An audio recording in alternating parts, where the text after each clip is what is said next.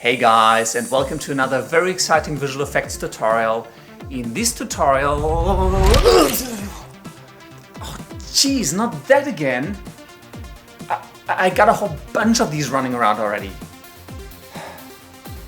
Well, in this tutorial I will show you how to use Adobe After Effects to create the clone effect that I used in my proxy tutorial. This is going to be an intermediate...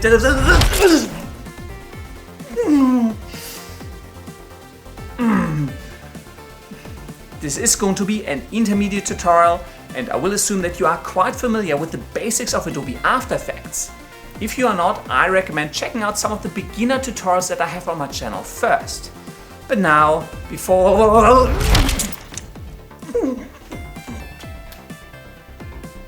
I fill my house with these clones, let's jump right into the tutorial.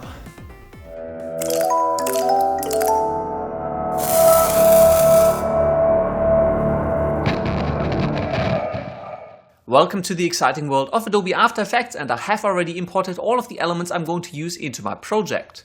There are 2 video files and a background image file, and as always, if you do want to follow along with this tutorial, you can find a download link for all of these files in the description of the video. Let's grab the tobias MP4 file and drag it onto the new composition icon to create a new composition. This is just a very simple shot filmed against the green screen of me talking to the camera, pretending to have a clone emerge from my body, and then getting all frustrated. The second clip we are going to use is called Tobias Clone MP4. Let's drag that into our composition, and this is the clip of the clone. So again, a shot of me against a green screen, pretending to be a clone that gets spawned, then gives the camera a stupid look, and walks off screen. The first thing we need to do is we need to time and align these 2 layers so that the clone emerges from the position of my body at the right time. For that, I'm going to lower the opacity of the top layer, and let's go to the position where the clone should get spawned. Maybe I'll disable the visibility for the top layer for now, and let's go to the right position. Right about here, I think, is where the clone should get spawned. Let's re-enable the visibility of the top layer, and let's drag this layer forward so that the timing of the clone lines up with the base footage. Also, because the clone is a little bit too far off to the left, I'm going to reposition this so that the clone spawns right from the position where my body is. I think I'm going to spawn the clone just a little bit later. And now obviously, because both me, the original me, and my clone are a little bit too far off to the right, I'm going to select both layers and just drag them over to the left a little bit, just so that our interaction looks a little bit more centered on the screen. Let's go back and play this back.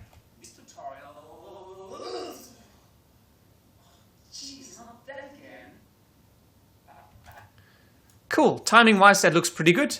I'm going to disable the audio on both of my layers as well, otherwise this is going to interfere with the tutorial. And now let's jack the opacity of the top layer back up. Let's deal with the green screen and get rid of the green screens for both of these clips. First off, I think the clip is a little bit too dark, so before I get to green screening it, I'm going to apply a simple levels effect, which you will find under color correction levels. Let's drag that onto the Tobias clone layer. And I'm just going to brighten this up a little bit by dragging this right arrow a little bit inwards. So this is going to brighten the exposure of the clip, just to bring in the green and the colors of the shot a little bit more. So this looks a whole lot better already. And now let's remove the green screen. To remove the green screen, I'm going to apply the Keylight effect.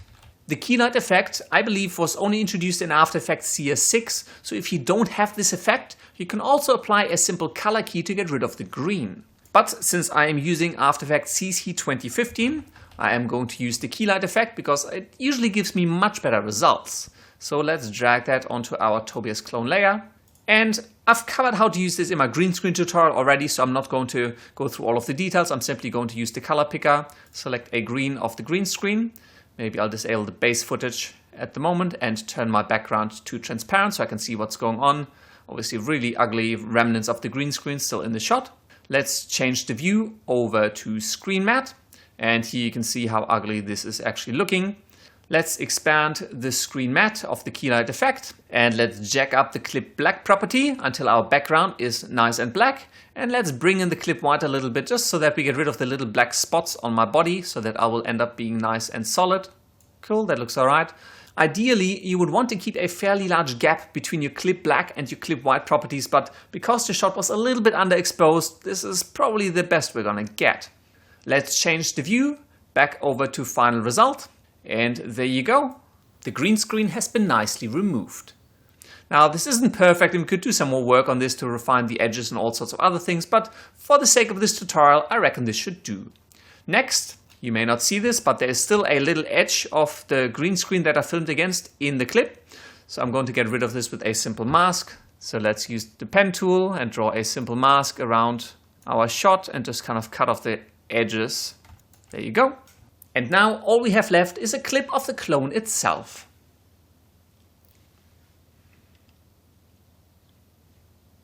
Next, because the composition is looking a little bit boring with this transparent background, let's go back into the project and let's grab the background JPEG image and bring that into our composition and drag it to the very bottom. Bam! And there you go. Obviously, feel free to use whatever image you want. One thing I also like to do, usually when I shoot against a green screen and I replace the background, I like to add a little bit of a shadow around the elements in front of the green screen just to make it feel like they're really standing in front of a screen and aren't just cut out against it. So let's apply a simple drop shadow. And the drop shadow you can find under the perspective tab. So let's drag that onto the Tobias clone. In the drop shadow settings, obviously I don't want the distance to be offset, otherwise this looks really unnatural and weird. Let's bring the distance down to 0. And let's simply jack up the softness. So what we're just creating a little soft outline shadow around the clone. It's subtle, but it does make the clone sit a little bit better in the composition. Now that we're done with the clone, let's re-enable the Tobias layer. Obviously this one is still all against a green screen, but because it was filmed with the exact same setup, we can simply go onto the Tobias clone layer. Let's collapse all of our effects, select all of them, copy them, go onto the Tobias layer and simply paste them. Bam! And now the Tobias layer is cut out just as nicely as the clone. Obviously, in the Tobias layer we also have a little bit of an edge. Let me quickly disable the clone layer. So Tobias layer, up here in the top right hand corner, you can see a little bit of the edge of the green screen. And again, we could just draw a mask around everything else, but we can also just draw a mask around the green screen edge itself. Open up the mask settings and let's change the mask mode to subtract. Cool, let's zoom back out, rewind our composition and re-enable the Tobias clone layer. And let's play this back.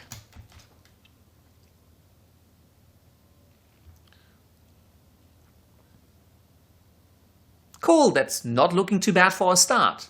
However, the clone is casting a shadow onto the green screen when I walk off the screen.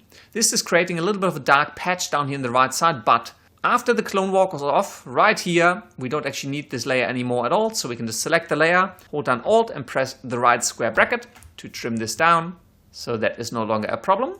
And now let's deal with the actual effect of the clone being spawned from my body. First off, let's trim down the start of the Tobias clone layer. I really just want this clone to spawn out of my body in the last few frames to really just kind of pop out. Cool, that looks better already. However, it still looks a little bit too abrupt. It just kind of appears really strongly. So we are going to apply a few effects to kind of just make this look a little bit more like a transition, like a spawn effect actually happening. First, go to the start of the Tobias clone layer and let's search for and apply the CC vector blur effect. You have seen me use CC vector blur many of times because I really like this effect to make things look a little bit more organic and add some intricate detail into it. As you alter the amount, you can see that the clone is being distorted or blurred in a very interesting and organic way. What I want to do is I want to set the amount to somewhere around 30, then enable the stopwatch icon on the amount to animate it. Go forward until the clone is just out of my body, and let's lower the amount back to 0. The other thing I want to do is I also want to make sure that the CC vector blur actually sits before my drop shadow, otherwise I'm also distorting the shadow, which is not what I want. And now when we play this back, the clone emerges more like an unfinished version that then takes shape. With the Tobias clone layer selected, press U to reveal all of your keyframes. Select the two keyframes for the amount property on the CC vector blur effect and hit F9 to enable bezier interpolation. Next, unless you took very special care when filming this, you will most likely notice that your clone and your original don't quite align. They're a little bit differently positioned when the clone is being spawned. However, we can apply a really quick and dirty way of essentially distorting the clone so it starts out in the same position as your original and then takes shape after it's been spawned. For that, go into your Effects and Presets panel and search for the Liquify Effect. Apply the Liquify Effect to the Tobias clone layer, and again, make sure that it sits above the drop shadow effect. Now go to the frame when the Tobias clone layer starts, so where the clone is being spawned. Go into the Liquify Effect, make sure you select the smudge tool, and let's expand the warp tool options and bring up the brush size a little bit to maybe 100, maybe 150-ish something. And make sure Tobias clone layer is selected, obviously. And now let's just paint and basically distort the clone and squish the clone into the body shape of the original. Now this is not going to be pretty, but I did say that this was kind of a little bit of a hack, right? Once you're done, your clone in the first frame should match up quite closely on top of the body of the original. Next, obviously, when the clone gets spawned, we don't want to, this is just weird, right? We don't want to keep the clone distorted. So what we want to do is come back to the first frame of the clone and enable the stopwatch icon on the distortion percentage. So we're starting out at 100% distorted. Let's move forward a little bit till just after the clone has spawned, and let's bring the distortion percentage back down to 0. This way the clone will get spawned straight from our body, but then once it's separated, it will take proper shape. Let's rewind our composition a little bit and play this back. Cool, that actually looks pretty good. Now, I'm not a big fan of how the hand on the clone distorts right here, and we could probably fix this up by tweaking the Liquify effect, but I'm gonna leave this for another time. Instead, let's go to the beginning of the Tobias clone layer, and right here the layer just kind of snaps into appearance. It just pops in from one frame to the next, and usually I like to fade in my layers even if it's just for 1 or 2 frames. So let's reveal the opacity, enable animation on the opacity and bring that down to 0. Let's step forward 2 frames and let's jack the opacity up to 100. So this way the clone just kind of emerges rather than just popping into place. What I might do, I might zoom in a little bit and extend the layer 1 frame to the left and just bring the first keyframe forward. So we have the clone kind of appear and then emerge from my body. This looks kind of cool. Maybe I'll make the transition only 2 frames long instead. Yep, I like that better. Let's zoom back out. If we look at the composition before the clone gets spawned, you can see that I start to jitter uncontrollably. However, this kind of looks a little bit boring until the clone actually emerges. So let's spice this up a little bit and have light rays start emerging from me as the clone is about to come out. For that, go back into your Effects and Presets panel and search for the CC Light Rays effect. Let's apply the CC Light Rays effect to the Tobias layer. And the CC Light Rays effect has a center point. And if you drag the center point over your actual image layer, you will see it generates these really cool looking light beams. And I've, again, used this in a couple of other tutorials just because I really like it. And we can kind of animate this to start beaming from our center just before the clone emerges. However, now because we have moved the Tobias layer to the left and the Tobias clone layer a little bit to the right, the CC Light Rays effect itself ends at the edge of the layer. So right here you can see that the beam is kind of cut off. So we can't actually apply this to the layer as is. Let's delete the CC Light Rays effect and let's pre-compose the Tobias layer. Select the layer, Ctrl-Shift-C to pre-compose, and let's call this Tobias Comp. Make sure you move all attributes into the new composition and hit OK. And let's select the Tobias clone layer and do the same. Ctrl-Shift-C to pre-compose, and let's call this Tobias Clone Comp. Again, move all attributes into the new composition and hit OK. And our composition will still look exactly the same, except that now these layers span the entire size of the composition. And now if we apply a CC Light Rays effect to the Tobias Comp layer and drag the center point around, you will see that the light rays nicely extend all the way to the edge of the composition.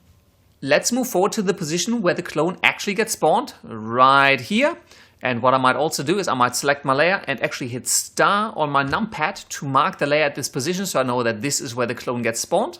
Let's enable keyframes for both the intensity and the center position on the CC Light Rays effect. 100% is quite good. And let's position this light ray center right in the middle of my chest. Press U to reveal the keyframes and let's go back to where I start jittering. And let's bring the intensity down to 0. So that the intensity of this light rays effect just comes in as the clone is spawning. Maybe I won't go quite up to 100, maybe I'll go up to about 60 or 70. I think that's probably enough. Let's move forward a little bit, and once the clone is spawned, I'm going to bring the intensity back to 0. Next, obviously I want to keep the center position of the CC light res effect in the center of my chest. So let's step through this and make sure the center position for the CC light res effect follows my chest correctly and creates these really cool intricate light effects. Looks cool anyways if it moves around a little bit, so you get a bit of movement in these light rays. And now, maybe I'll make sure that the first keyframe for the CC light res effect actually starts at 0. And now if you play this back, we have this really cool light res effect emerge from our body and basically announce the coming of a clone. Next, to link the original and the clone a little bit better together, I'm also going to apply a CC light res effect to the clone itself. So let's apply CC light rays to the Tobias clone comp layer. And let's go to where the clone is spawned. And let's enable animation for intensity and the center. And place the center right in the middle of the clone. Let's move forward a little bit, make sure that the center follows along with the clone. And once the clone is completely visible, let's bring the intensity of the CC light res effect down to 0. So that now when the clone gets spawned, it also has this really cool light res effect coming out of him that then slowly fades away. Select all layers in your composition, press U twice to collapse them, and now, lastly, we are going to add some particles into this effect. Simply because particles kind of make almost any visual effect better, and there is a little bit more detail and a little bit more energy to this clone being spawned.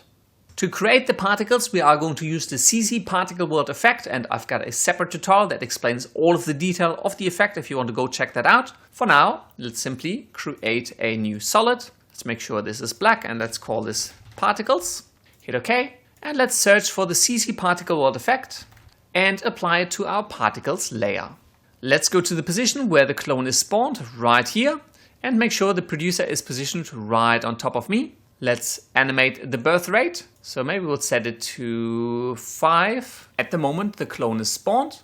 Let's go back 2 keyframes and reduce the birth rate to 0. Go forward by 2 keyframes and go forward another 2.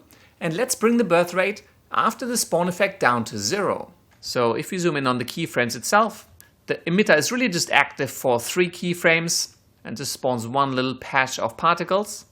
The particles are a little bit too weak, so what I'm going to do is I'm going to open up the physics and I'm going to jack up the velocity a little bit so the particles shoot out with a little bit more force. Maybe I'll bring down the gravity a little bit as well so the particles don't sink down quite as quickly and they just don't feel so heavy. Let's expand the particle tab and let's change the particle over to faded sphere. On our particles layer itself, let's change the mode over to additive. And maybe let's bring down the size a little bit so the particles aren't quite so big. They look a little bit clunky otherwise. I just want very fine detailed particles, a little bit like fairy dust or magic that's being spawned as the clone emerges. Cool, that looks nice. Now, the color by default is bright yellow and bright red. Not really my favorites. So what I'm going to do is I'm going to just soften this out and desaturate the yellow a little bit. And also desaturate the red and make it a little bit darker. So the particles can just fade from a very faint yellow into a very faint red. And finally, I am going to enable motion blur, both on the layer and on my composition, so that the particles look a little bit more natural as they emerge. Let's rewind and play this back. It's not bad, but I think we need more particles. So let's edit the birth rate of the center keyframe. Maybe we'll set this one to 10 instead. This way there will be a few more particles, and maybe I will increase the velocity by a little bit more as well, maybe to around 2, so the particles are emitted with a little bit more force and it looks a little bit like the clone is exploding out of me. Finally, I always like my particles to have a little bit of glow, so let's search for the glow effect. You'll find that under Stylize Glow, and let's apply that to the particles. And before we jack this up, as always, go over into your project and make sure that your project is set to 32 bits per channel, otherwise your glow is not going to look too great. And you can change this by holding down the Alt key and clicking on it. Go back into your glow effect settings, bring down the threshold and jack up your glow radius. And you can play with these and make this look any way you want. I do like them quite nice and bright. Let's rewind this and play it back. Cool, that is actually pretty nice. I do find the particles a little bit too yellow, and you can obviously come into the CC particle world effect and change the color. Maybe I'll desaturate it just a little bit more. I want them to be almost white, just a little tinge of yellow. Otherwise it starts looking a little bit weird. Cool, that looks pretty good. Now, one of the things you will notice is that all of the particles right now are on top of my two clones. The reason that isn't great is because it makes it look a little bit flat. People can tell that all of the particles are falling in front of the clones. However, there's a really easy way to remedy this. Let's duplicate the particles layer and let's drag this copy below the clones. So now particles will fall behind the clones as well. However, right now both of these particle layers are exactly the same. So the particles sit on top of each other and the layer behind doesn't look any different from the layer in front. So what we want to do is select either of them, of the particle layers. In the CC particle world effect, open up the extras tab and change the random seed of one of them. So this will basically create a different random set of particles to be emitted. So these two particle layers will no longer look alike. And now you will have some particles that will go in front, but you will also have a bunch of particles that will actually go behind. So right, this one here, for example, is going behind the clones. And so this is just adding a little bit more dimension, a little bit more shape to the actual particles. Obviously, you can just keep tweaking this. Personally, for example, I find there's a few too many particles, and I think it'd be a bit nicer if there were less particles in front of the clones and most of them behind the clones. So I may open up the top particles layer and reduce the max birth rate to maybe 5. Yep, cool. I think that looks a bit nicer. And now the last thing left to do is to go back to the beginning of your composition and play back your final cloning effect.